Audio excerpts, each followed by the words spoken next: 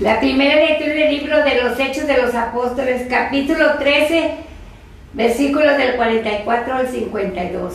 El sábado siguiente, casi toda la ciudad de Antioquía acudió a oír la palabra de Dios. Cuando los judíos vieron una concurrencia tan grande, se llenaron de envidia y comenzaron a contradecir a Pablo con palabras injuriosas. Entonces Pablo y Bernabé dijeron con valentía: la palabra de Dios debía ser predicada primero a ustedes, pero como les rechazan y no se juzgan dignos de la vida eterna, nos dirigiremos a los paganos. Así nos lo ha ordenado el Señor cuando dijo: yo te he puesto como luz de los paganos, para que lleves la salvación hasta los últimos rincones de la tierra. Al enterarse de esto, los paganos se regocijaban y glorificaban la palabra de Dios y abrazaron la fe todos aquellos que estaban destinados a la vida eterna. La palabra de Dios se iba propagando por toda la región, pero los judíos asusaron a las mujeres devotas de la alta sociedad y a los ciudadanos principales y provocaron una persecución contra Pablo y Bernabé hasta expulsarlos de su territorio. Pablo y Bernabé se sacudieron el polvo de los pies como señal de protesta y se marcharon a Iconio, mientras los discípulos se quedaron llenos de alegría y del Espíritu Santo. Palabra de Dios. Te alabamos, Señor. El Salmo. Cantemos las maravillas del Señor. Aleluya. Señor, aleluya. Cantemos al Señor un canto nuevo, pues ha hecho maravillas. Su diestra y su santo nombre, su santo brazo le han dado la victoria. Cantemos las maravillas del Señor. Aleluya. El Señor ha dado a conocer su victoria y ha revelado a las naciones su justicia. Una vez más ha demostrado Dios su amor y su lealtad hacia Israel. Cantemos las maravillas del Señor. Aleluya. La tierra entera ha contemplado la victoria de nuestro Dios. Que todos los pueblos y naciones aclamen con júbilo al Señor. Cantemos las maravillas del Señor. Aleluya. Aleluya, aleluya, aleluya,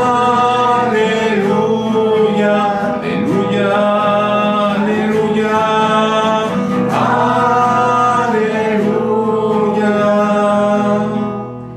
Si se mantienen fieles a mi palabra, dice el Señor, serán verdaderamente discípulos míos y conocerán la verdad.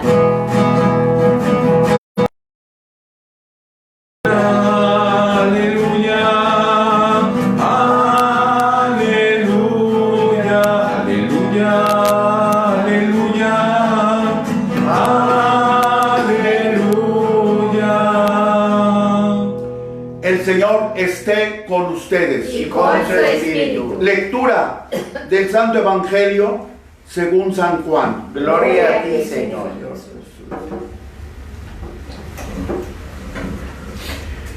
Capítulo 14, versículos del 7 al 14. En aquel tiempo Jesús dijo a sus discípulos: si ustedes me conocen a mí, conocen también a mi Padre. Ya desde ahora lo conocen y lo han visto. Le dijo Felipe: Señor, muéstranos al Padre, y eso nos basta. Jesús le replicó: Felipe, tanto tiempo hace que estoy con ustedes y todavía no me conoces. Quien me ha visto a mí, ve al Padre. Entonces, ¿por qué dices, muéstranos al Padre? ¿O no crees que yo estoy en el Padre y que el Padre está en mí? Las palabras que yo les digo, no las digo por mi propia cuenta. Es el Padre que permanece en mí quien hace las obras. Créanme, yo estoy en el Padre y el Padre está en mí. Si no me dan fe a mí, créanlo por las obras.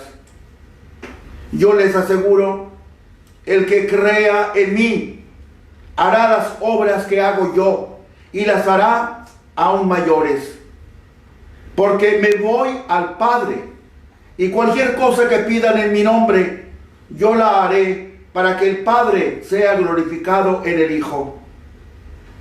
Yo haré cualquier cosa que me pidan en mi nombre. Palabra del Señor. Gloria a ti, Señor Jesús.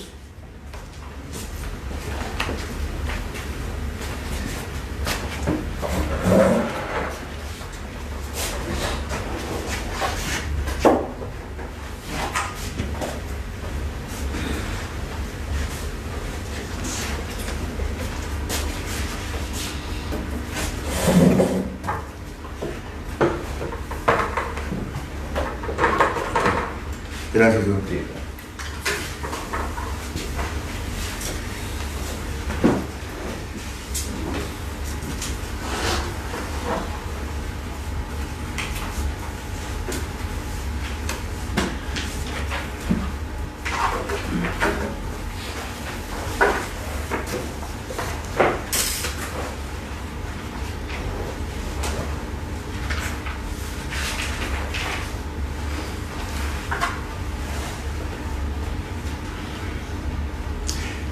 Sábado de la cuarta semana del tiempo pascual, 9 de mayo del año del Señor 2020. El hilo conductor de las dos lecturas de hoy y el Salmo. Recuerden, el hilo conductor lo necesitamos para saber dónde pisamos, y a partir de allí se arma la homilía. Pablo y Bernabé ahora se empiezan a dirigir a los paganos, los llamados gentiles, a quienes les dirigen la palabra de Dios, dada originalmente y en primer lugar a los judíos, porque ellos eran los herederos de las promesas. Este sería el resumen de la primera lectura y el del Salmo. Pero como los judíos no quisieron recibir la palabra de Dios, no quisieron recibir el cumplido de las promesas, el cumplimiento de las promesas, pues la palabra de Dios no va a caer en tierra. Hay que llevarla a otra parte, a otros corazones que la acepten. Por eso salen de Antioquía. De esta manera, Pablo y Bernabé tienen la oportunidad de realizar una obra mayor, proclamar también ante los gentiles que Jesús es el Señor. Evangelio.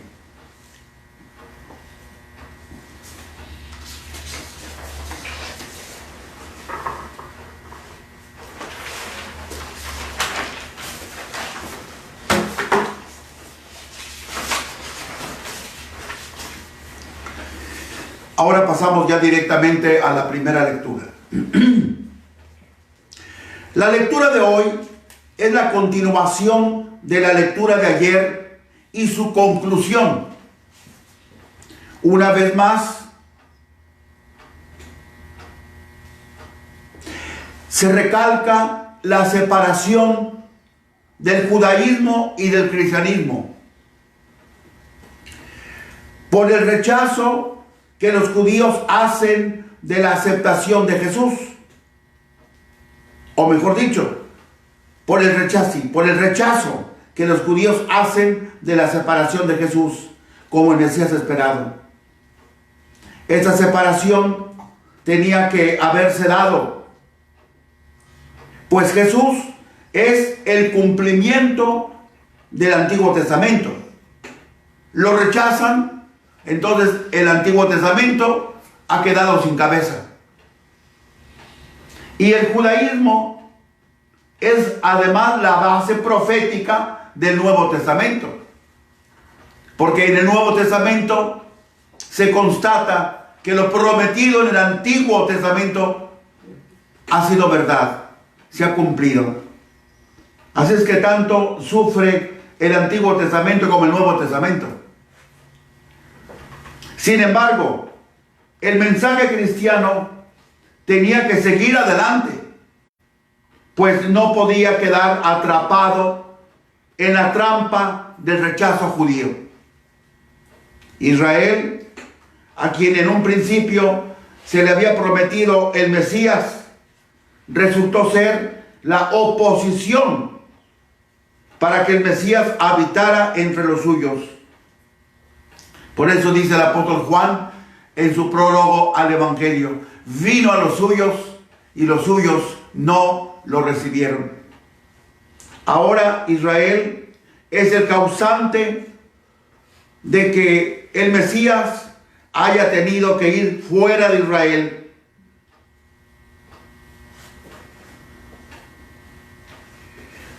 Que hubiera tenido la necesidad de ir fuera del ambiente judío. Por esto, la iglesia ahora se extiende hacia una zona de paganos. Como ven, hay una semejanza muy marcada entre la lectura de ayer y la de hoy. Ya con lo que dije, yo creo que ya basta y sobra. Pasamos directamente al Evangelio, que ahí sí vamos a tener que precisar muchas cosas. Muéstranos al Padre, y eso nos basta. Versículo 8. Lo que Felipe le pide a Jesús.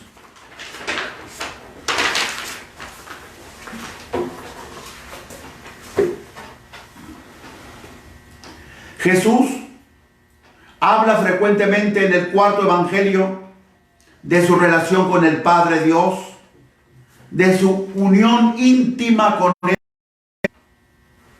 de ser Él, Jesús, el enviado del Padre, etc. Los discípulos, representados ahora por Felipe, querían algo más inmediato. Es decir, querían una visión directa del Padre Dios. La petición de Felipe es contraria, sin embargo, a la afirmación establecida. Esa afirmación establecida la tenemos en el prólogo del Evangelio, el último versículo, Juan 1:18. A Dios nadie lo ha visto jamás. Entonces Felipe no pretende ser el primero. A Dios nadie lo ha visto jamás. El deseo natural de ver a Dios, de entrar en contacto con Él cara a cara, mediante una visión semejante a aquellas visiones con que nosotros vemos a otras personas o vemos un objeto. Esa manera de ver a Dios es contraria al modo que Dios ha elegido para su presentación al hombre. Como nosotros nada más tenemos la experiencia visual, material, por eso también queremos allí enganchar a Dios, meter a Dios. Queremos ver a Dios como vemos el altar. Queremos ver a Dios como vemos una vela. Queremos ver a Dios como vemos un florero. Esa no es la manera de ver a Dios. En ese aspecto Felipe estaba totalmente equivocado.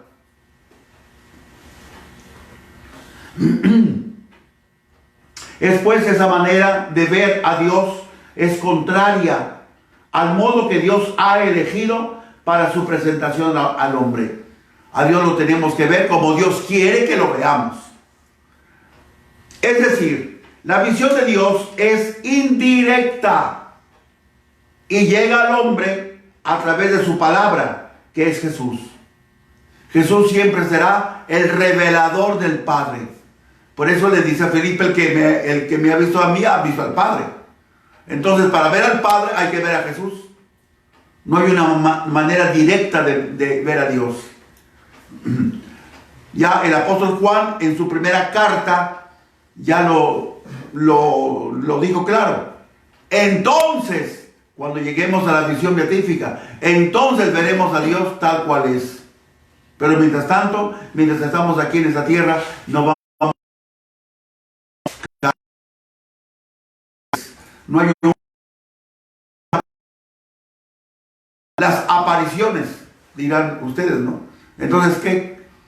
La persona no ve a Dios. Bueno, ¿cómo la verán? Pues tenemos que preguntarle a cada persona que ha tenido una aparición. ¿Cómo vio Juan Diego a la Virgen de Guadalupe?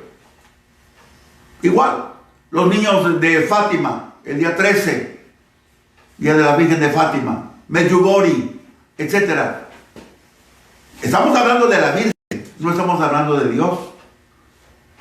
Y ver a Dios, pues es todavía más complicado que ver a la Santísima Virgen. ¿Por qué? Porque queremos ver a Dios directamente. Y ese es en donde está la falla. Tenemos que ver a Dios a través de su comunicador, que es el Hijo. En el entorno en el que se mueve el cuarto evangelio, era natural el deseo de la visión de Dios y una visión directa. Era natural. ¿Por qué? Pues Jesús nos ha acercado tanto a su Padre Dios que parece que solo lo que falta es tocar a Dios y verlo cara a cara. ¿Ven? Así es que esto es una consecuencia de la misma intimidad que encontramos en el Evangelio de Juan. Jesús ha hablado tanto del Padre Dios y nos ha hablado en tanta cercanía que parece que nada más lo que nos falta es tocarlo. Jesús nos lo ha acercado tanto que parece que escuchamos a Jesús que dice: tócalo, tócalo, tócalo, velo, velo. Pues estamos equivocados. Para centrar esta cuestión es de vital importancia recordar que en el cuarto evangelio el verbo ver, el verbo conocer, el verbo creer, el verbo obedecer, el verbo amar son prácticamente sinónimos, lo mismo. Por eso la petición de Felipe estaba fuera de lugar. Vamos a verlo ahora de una manera más concreta. Felipe pedía una visión de Dios. Muy bien. Repito, era lógico. Tanto nos acercó Jesús al Padre Dios que espontáneamente uno dice: Señor, pues ya me acercaste tanto que nada más lo que me falta es verlo, es tocarlo, es escucharlo. Felipe pedía pues una visión de Dios, una visión directa. Ahora bien, esa visión de Dios se logra mediante el conocimiento, pero el conocimiento de amor, no el conocimiento de libros. ¿Cuántas personas hay que aman a Dios al máximo y sin embargo a lo mejor no saben ni leer ni escribir? Y este conocimiento, el más perfecto, se obtiene a través de Jesús. Él también nos enseña a amar a su Padre Dios.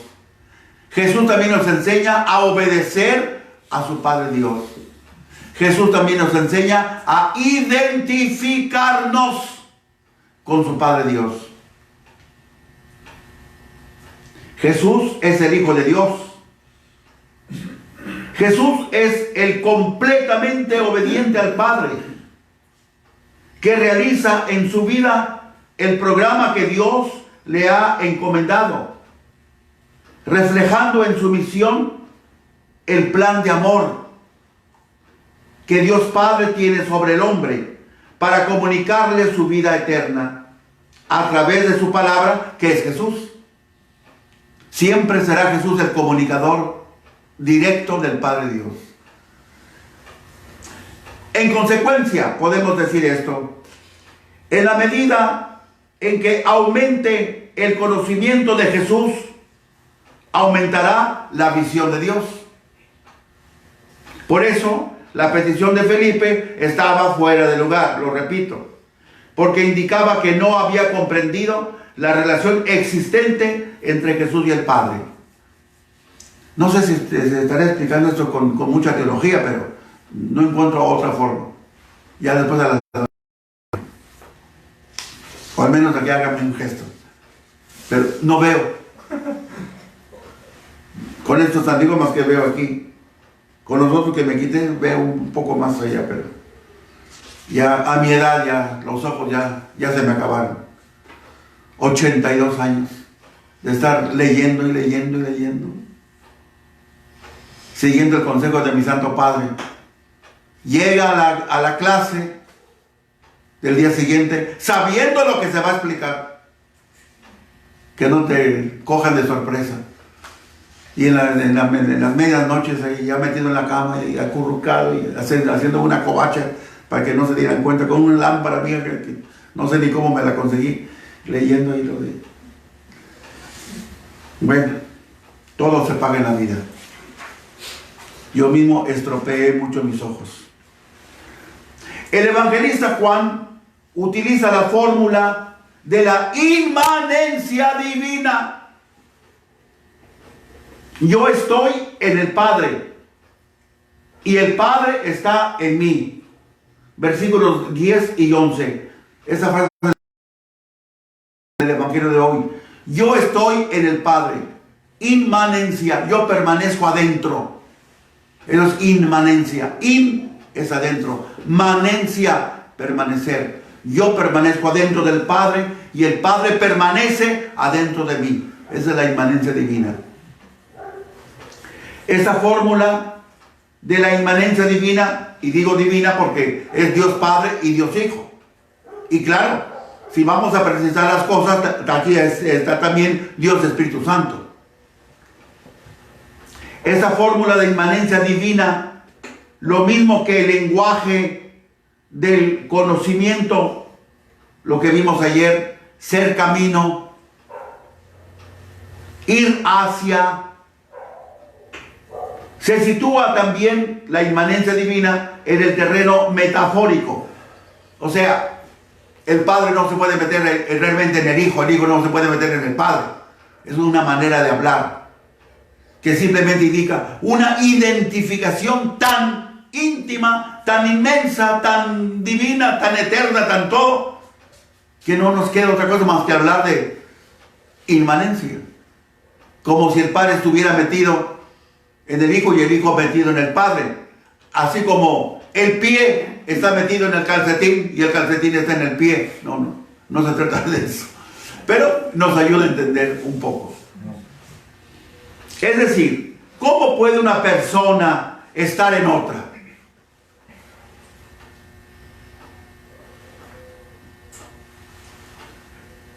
Pues materialmente no, pero sí a través de otras acciones. Por ejemplo, sí puede estar por amor, sí puede estar por identificación de personas,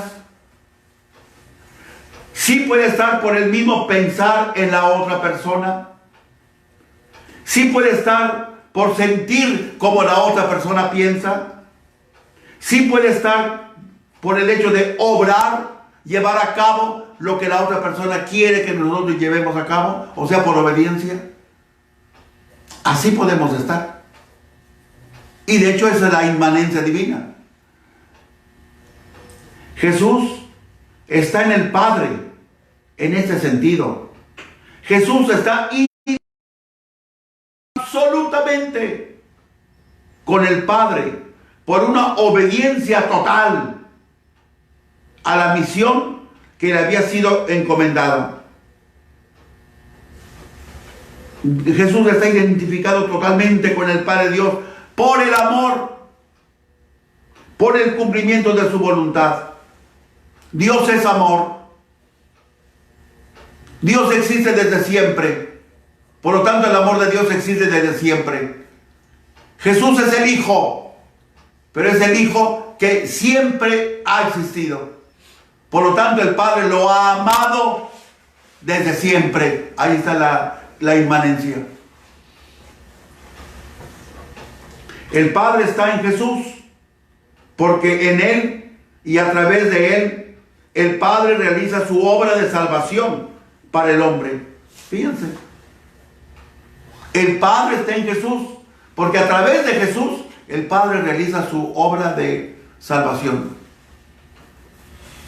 Y de tal manera el Hijo está acomodado al Padre y el Padre al Hijo, como puede estar un calcetín de esos nuevos que ahora hacen, acomodado totalmente al pie, sin una arruguita. Esos que ahora compras un par y te regalan otro par de esos, no, nomás que llegan al tobillo, que nada más uno ve el calcetín ese, hasta se antoja de lo bonito que se ve el pie.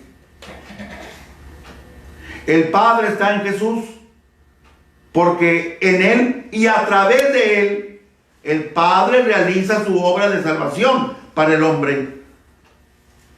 Se la da a conocer para que la pueda realizar. El Padre se le manifiesta al Hijo y el Padre se comunica con el Hijo. Ahí está la inmanencia divina. Porque no perdamos de vista que la Santísima Trinidad son 3 personas, no una sola persona. Esta mutua inmanencia divina del Padre en el Hijo, del Hijo en el Padre, no es visible o asequible, sino en la fe. Nosotros nunca hemos visto al Padre, nosotros nunca hemos visto al Hijo, y ya en el sentido de el Hijo glorificado. Precisamente por eso, la respuesta de Jesús comienza con la palabra creer. Cuando le dice Felipe, Señor, muéstranos al Padre. ¿Cómo responde Jesús a Felipe? ¿No crees que yo estoy en el Padre y que el Padre está en mí? Versículo 10. Por eso, para poder ver al Padre en el Hijo y al Hijo en el Padre, tenemos que creer. Una vez más, repito, el verbo creer es sinónimo de ver. ¿Tú quieres ver al Padre? Felipe, veme a mí, porque yo estoy en el Padre y el Padre está en mí. Pero, ¿cómo empieza Jesús? ¿No crees que yo estoy en el Padre? Empieza con el verbo creer. En el siguiente versículo, el 11, Jesús dice, créanme. Otra vez el verbo creer. Créanme, yo estoy en el Padre y el Padre está en mí. Versículo 11. No hay duda, el verbo creer ilumina en gran parte al capítulo 14. Es más, el capítulo 14 de Juan empieza con el verbo creer. Creen en Dios, crean también en mí. Juan 14:1. A sus discípulos Jesús no les pregunta si creen en Dios su Padre y si creen también en Él, en Jesús, sino que solo Jesús hace una sola pregunta.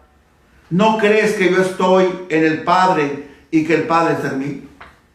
Versículo 10. Una sola pregunta. ¿Por qué? Por la inmanencia divina. No hay necesidad de creer en uno y de creer en el otro. Creemos en la inmanencia divina y ahí estamos creyendo en el Padre y en el Hijo y en el Espíritu Santo. Con su cabeza muévala de sí o de no, porque estoy atarantado aquí. ¿Me estoy explicando? Bueno, allá ustedes si no.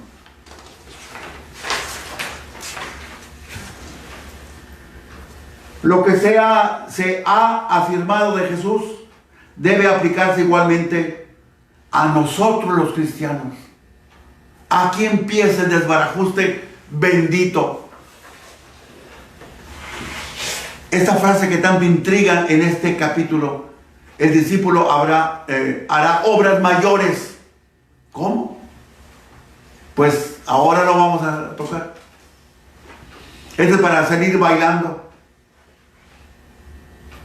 Lo que se ha afirmado de Jesús debe aplicarse igualmente a nosotros los cristianos. ¿Qué es lo que se ha afirmado de Jesús? Hay esa identidad tan grande, esa inmanencia tan grande del Padre en el Hijo, que ni por obediencia, ni por amor, ni por nada. Eso es lo que nosotros tenemos que hacer. Lo que el Padre hace a través del Hijo, el Padre lo quiere hacer también a través de nosotros. Pero para que nosotros hagamos eso, debe haber una intimidad hasta la pared de enfrente entre nosotros y el Padre Dios. Entre el Padre Dios y nosotros. Nunca podremos hacer nada si estamos despegados de Dios. Pero para podernos pegar a Dios tenemos que estar pegados a Cristo. Por nuestra fe en Cristo debemos estar muy próximos a Dios. Cristo Jesús seguirá siendo el revelador del Padre y el que nos une al Padre siempre. Como el Padre está en el Hijo, así debe estar también el Padre en el creyente. Imagínense.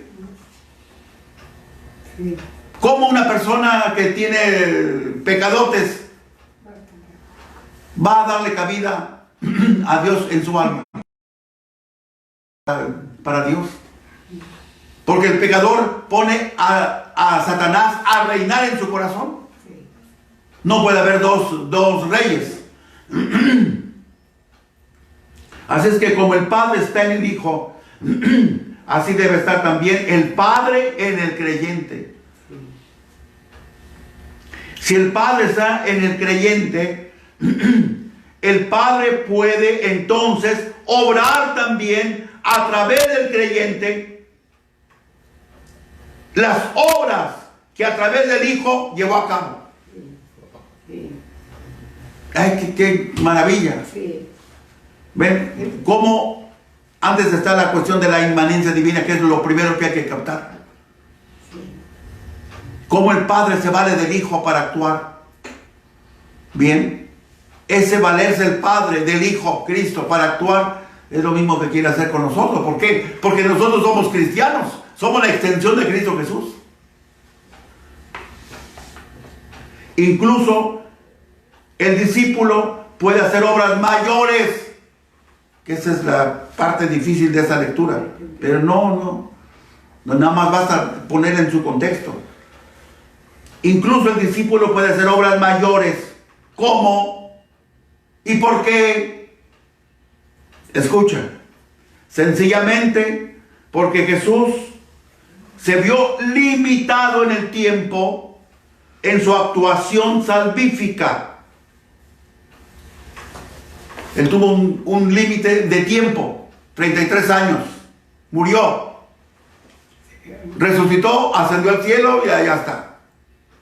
Pero ahora a nosotros nos toca continuar la obra de Cristo. Esa es la obra mayor. ¿Me explico?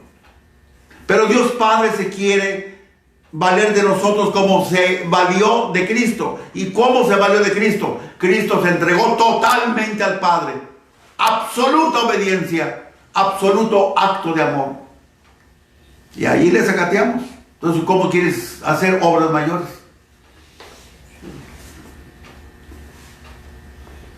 Dice Jesús, yo les aseguro, el que crea en mí hará las obras que yo hago y las hará aún mayores, porque me voy al Padre. Me voy al Padre. Hay que tomar mucho en cuenta esta frase, me voy al Padre. Pero al irse Jesús al Padre, también nos arrastra a nosotros. No voy solo, voy contigo. Pero así como yo voy al Padre, atraído por el Padre, tú vienes atraído por mí. Y mira que yo no vengo con las manos vacías. Yo te vengo arrastrando a ti. Tú también pesca a otro y tráetelo. Ahí están las obras mayores. No sé si es convincente. Por lo tanto, la labor de los creyentes, la labor de la iglesia será llevar a las almas a Dios, como Cristo nos lleva nuestra alma a Dios. Esa es la obra mayor. Sí. Jesús, en su corta edad, 33 años, alcanzó a hacer lo que alcanzó a hacer. Pero como la obra sigue adelante, la obra nos toca a nosotros.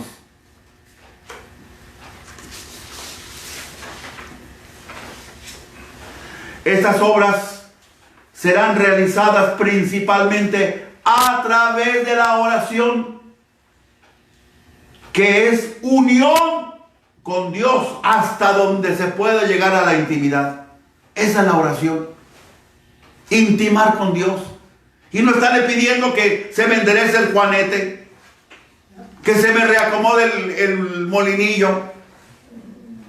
A eso hemos reducido la oración. Hemos hecho de Dios una máquina de hacer milagros, como un dispensador de Coca-Colas y Sprite y 7-Up y eso. Va, le mete la moneda, le jalas a la palanca y sale. También vas tú, Señor, aquí te traigo esta manda. Ahí va, para adentro. Enderezame el juanete. Y no sale nada. Esa no es oración, hombre. Esa es payasada. La oración es intimidad con Dios. La verdadera oración es contemplar a Dios. No tanto pedirle, sino contemplarlo. Por eso estas obras voy a usar una palabra vulgar y corriente, de acarrear almas hacia Dios, como se acarrean a los que van a votar en un partido. Estas obras de acarreo de almas serán realizadas principalmente a través de la oración. ¿Por qué? Porque la oración nos une a Dios. ¿Por qué? Porque Dios quiere valerse de nosotros como se valió de Cristo Jesús.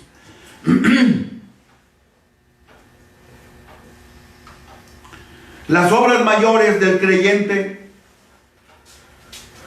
deben ser pues entendidas como la misma obra salvadora del Padre Dios, hecha como continuación de la obra salvadora de Cristo.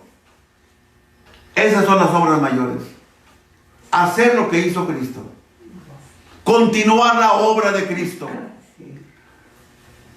Y también deben ser nuestras obras una respuesta al Padre Dios, que nos pide que nos pongamos a su servicio. Por eso dijo San Pablo una frase preciosísima: ahora me alegro por los padecimientos que soporto por ustedes, y completo en mi carne lo que falta a las tribulaciones de Cristo en favor de su cuerpo, que es la iglesia. Colosenses 1:24. Voy a matizar un tantito esta frase.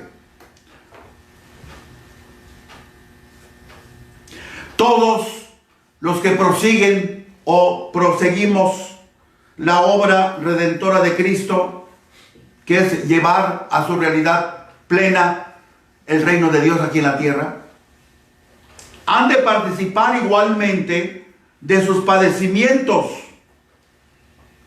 Porque la obra redentora de Cristo, ¿dónde acabó? Acabó en la cruz. Acabó en la muerte. Acabó en la sangre. Si vamos a continuar la obra de Cristo, hermano, cualquier chico rato te vas a topar con la cruz, cualquier chico rato te vas a topar con la sangre, cualquier chico rato te vas a topar con una muerte. Y ahí le sacateamos todos. Por eso no hacemos apostolado. Qué bien dice aquel refrán: el que se mete de redentor sale crucificado. Le tenemos miedo al parche. Entonces, ¿cómo queremos hacer obras mayores? No tiene sentido. Ciertamente Pablo no pretende añadir nada al valor propiamente redentor de la cruz, no. Al que nada le falta. El acto redentor de Cristo lo dejó perfectamente. Pablo solo quiere asociarse a las tribulaciones de Jesús, es decir, a sus tribulaciones apostólicas. Entonces queremos hacer obras mayores. Bueno, pues vamos a entrar al toro. Ante todo vamos a tener que estar a disposición plena y absoluta del Padre Dios. Señor, haz en mí lo que tú quieras. Y ya el Padre Dios, estando en nosotros, valiéndose de nosotros como instrumentos, entonces habrá obras mayores. Mientras tanto, no habrá obras mayores. Y nunca, recordemos lo que dice Hebreos 9:22. No hay redención sin derramamiento de sangre. Entonces, enganchemos todos los cabos que se habrán quedado sueltos.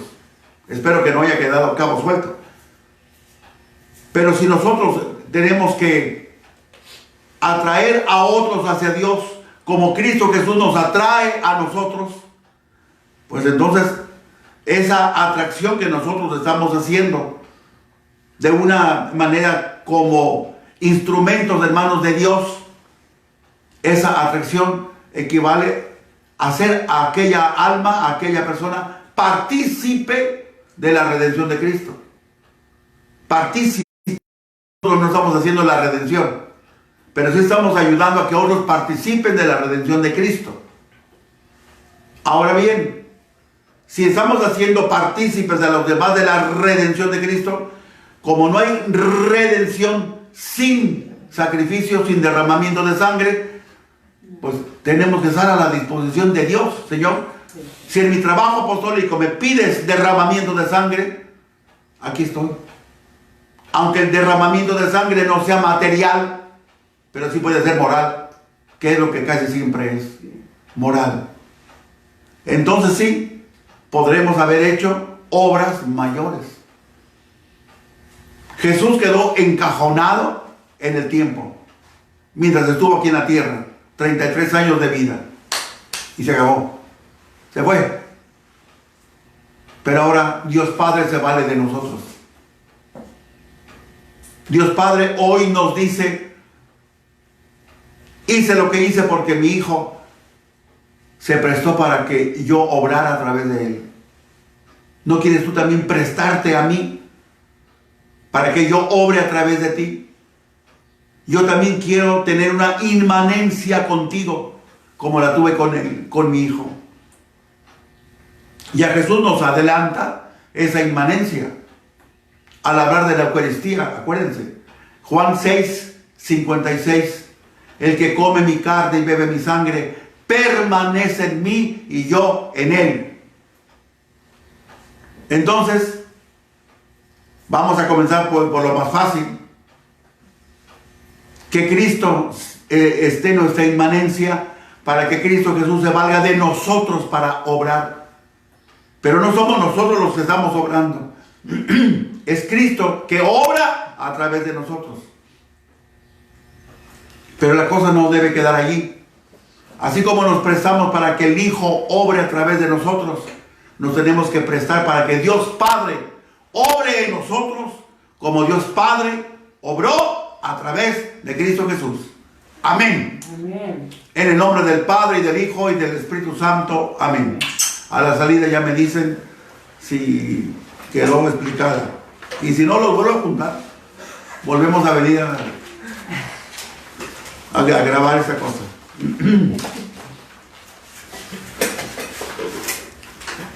Hoy van a haber 3 cálices en el altar, porque una de las disposiciones del señor obispo es esa, que cada persona que comulgue con el cáliz tenga su cáliz aparte. Por eso van a ser 3. El ministro, Gabriel, Marquitos, el seminarista, y un servidor.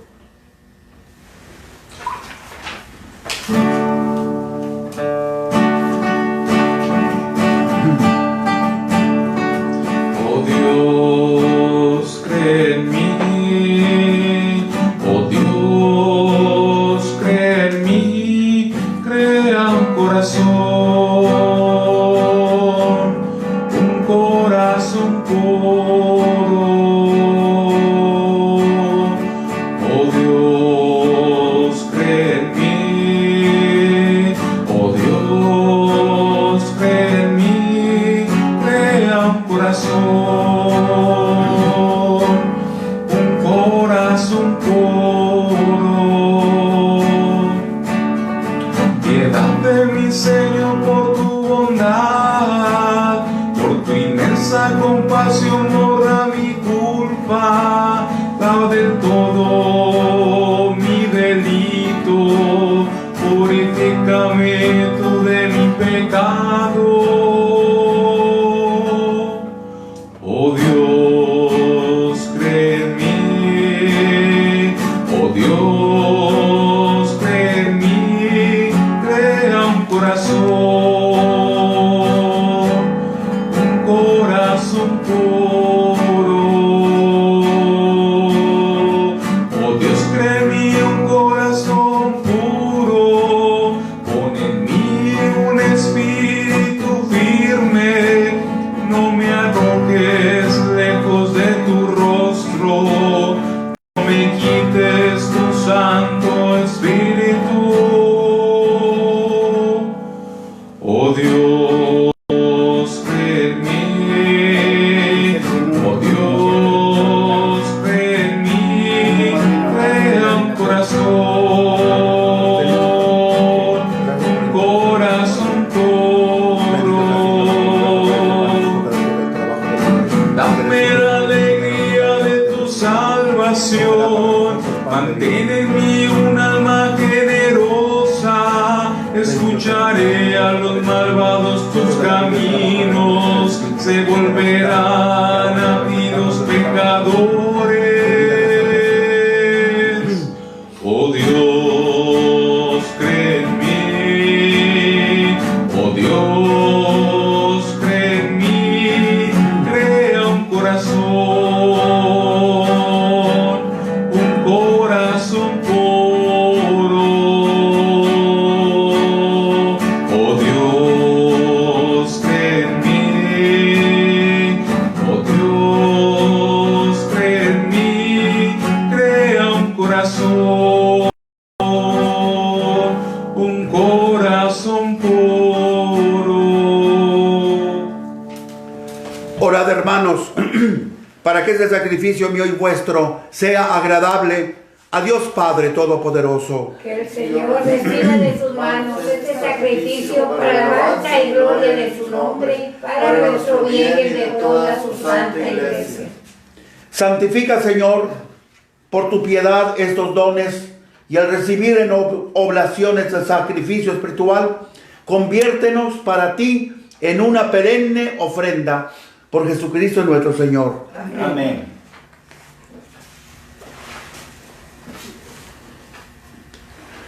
El Señor esté con ustedes. Y con su espíritu. Levantemos el corazón. Lo tenemos levantado. Damos gracias al Señor nuestro Dios. Es justo y necesario. En verdad es justo y necesario. Es nuestro deber y salvación glorificarte, Señor, siempre. Pero más que nunca, en este tiempo en que Cristo, nuestra Pascua, fue inmolado.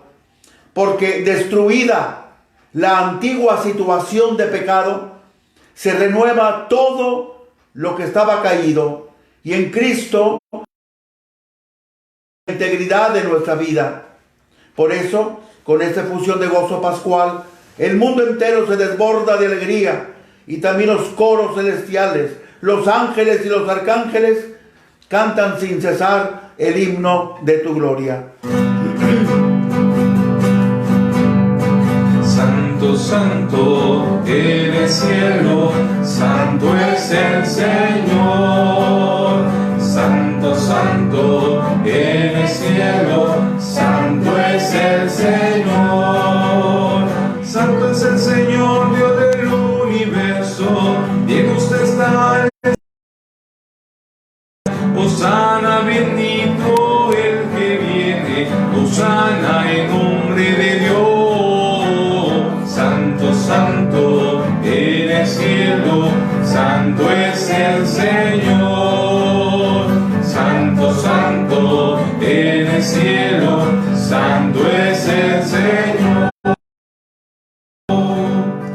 Santo eres en verdad, Señor, fuente de toda santidad. Por eso te pedimos que santifiques estos dones con la efusión de tu Espíritu, de manera que se nos conviertan en el cuerpo y en la sangre de Jesucristo nuestro Señor, el cual, cuando iba a ser entregado a su pasión voluntariamente aceptada, tomó pan, dándote gracias, lo partió y lo dio a sus discípulos diciendo: tomen y coman todos de él, porque esto es mi cuerpo que será entregado por ustedes.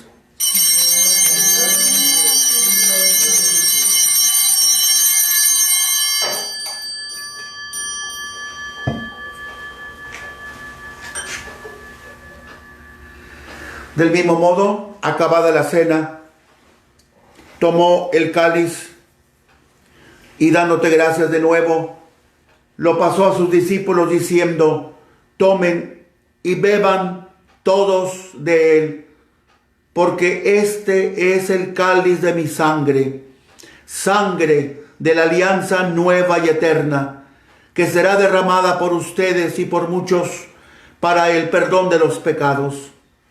Hagan esto en conmemoración mía.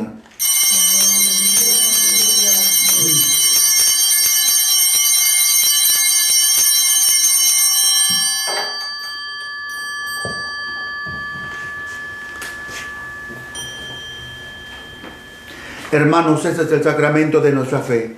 Anunciamos tu muerte, proclamamos tu resurrección. Ven, Señor Jesús. Así pues, Padre, al celebrar ahora el memorial de la muerte y resurrección de tu Hijo, te ofrecemos el pan de vida y el cáliz de salvación. Y te damos gracias porque nos haces dignos de servirte en tu presencia. Te pedimos humildemente que el Espíritu Santo congregue en la unidad a cuantos participamos del cuerpo y la sangre de Cristo.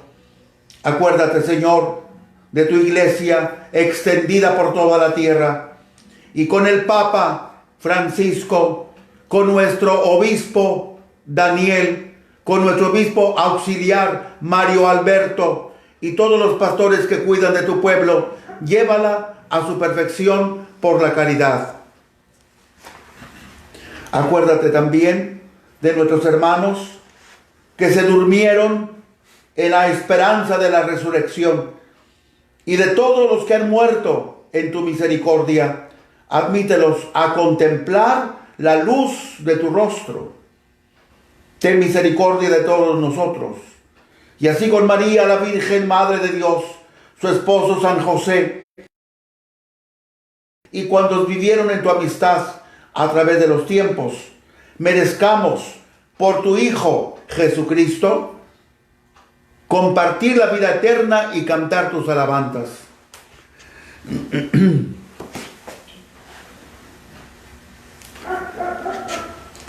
Por Cristo, con Él y en Él, a ti, Dios Padre omnipotente, en la unidad del Espíritu Santo, todo honor y toda gloria por los siglos de los siglos. Amén. Amén.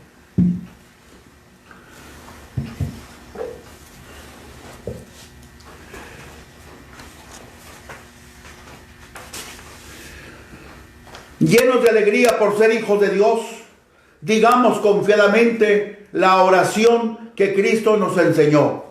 Padre nuestro que estás en el cielo, santificado sea tu nombre. Venga a nosotros tu reino. Hágase tu voluntad en la tierra como en el cielo. Danos hoy nuestro pan de cada día. Perdona nuestras ofensas, como también nosotros perdonamos a los que nos ofenden. No nos dejes caer en tentación y líbranos del mal. Líbranos de todos los males, Señor, y concédenos la paz en nuestros días, para que, ayudados por tu misericordia, vivamos siempre libres de pecado y protegidos de toda perturbación, como lo es el coronavirus, mientras esperamos la gloriosa venida de nuestro Salvador Jesucristo. Tuyo es el reino, tuyo el poder y la gloria por siempre, Señor. Señor Jesucristo, que dijiste a tus apóstoles: la paz les dejo, mi paz les doy. No tengas en cuenta nuestros pecados, sino la fe de tu iglesia, y conforme a tu palabra, concédele la paz y la unidad.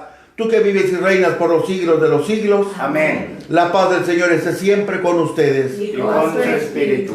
En el Espíritu de Cristo resucitado, démonos fraternalmente la paz. La paz.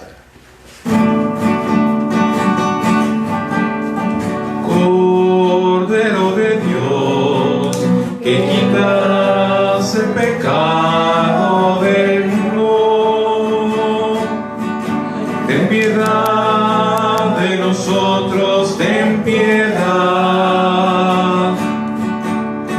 Cordero de Dios, que quitas el pecado del mundo, ten piedad de nosotros, ten piedad. Cordero de Dios, que quitas el pecado del mundo, danos la paz, danos la. Este es el Cordero de Dios que quita el pecado del mundo. Dichosos los invitados a la cena del Señor. Señor, yo no soy digno de que vengas a mí, pero una palabra tuya bastará para sanarme. Que el cuerpo de Cristo me guarde para la vida eterna. Amén. Amén.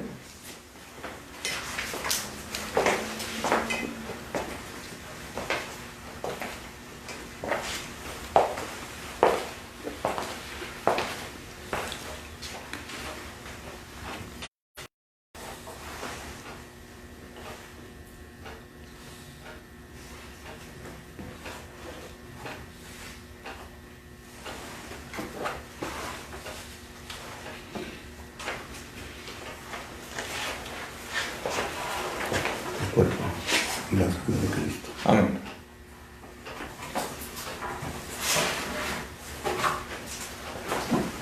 Ya.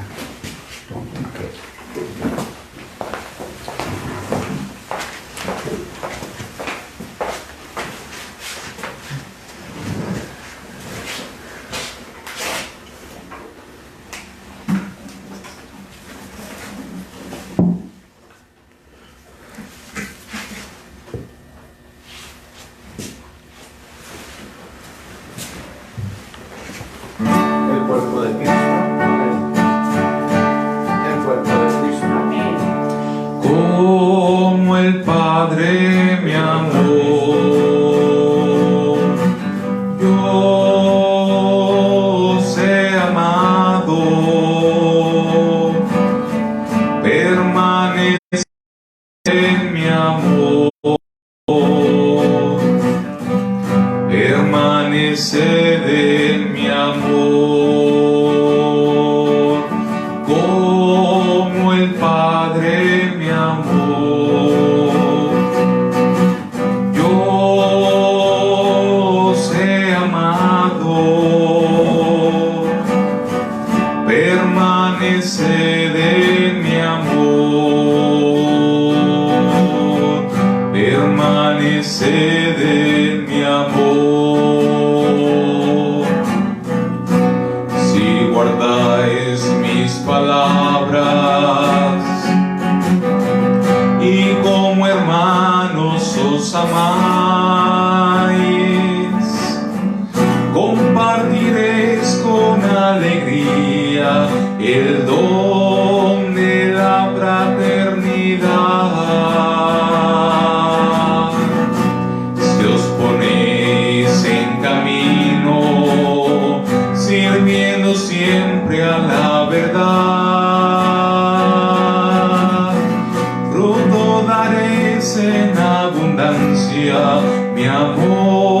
se manifestará como el Padre me amó.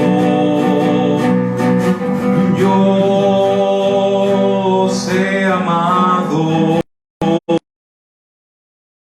permaneced en mi amor, permaneced en mi amor.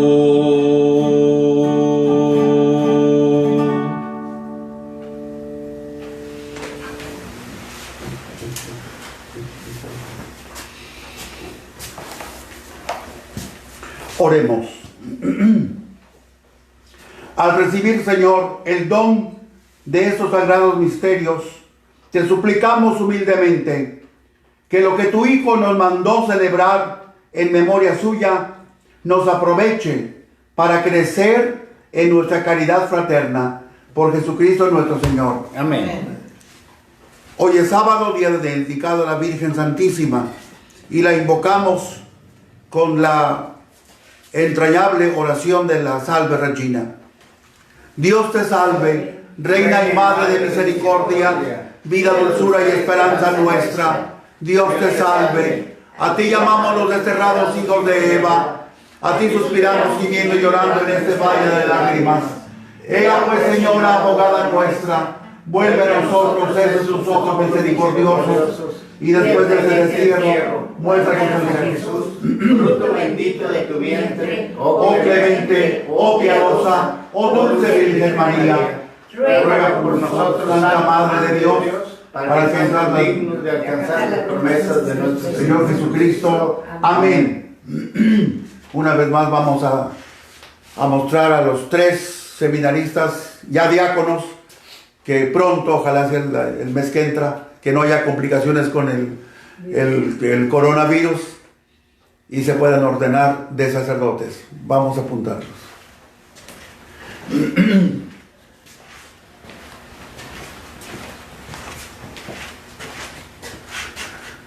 Aquí están. El señor diácono José Luis Hernández. El señor diácono Pedro Hernández. El señor diácono Robert Moreno Jr. Y en esta ocasión nos acompaña en la Eucaristía de esta mañana otro diácono, aquí está, Marco Antonio Medina Cervantes. No es diácono. Ah, dije diácono. Hijo diácono. Perdón. Entonces no es diácono. Lo sé. Me contagié con los otros 3. Marco Antonio Medina Cervantes. Entonces quise decir teólogo Eso. y dije diácono. Bueno, no te ofendiste. No poder. Ah, bueno. Y decir, pues aguántate.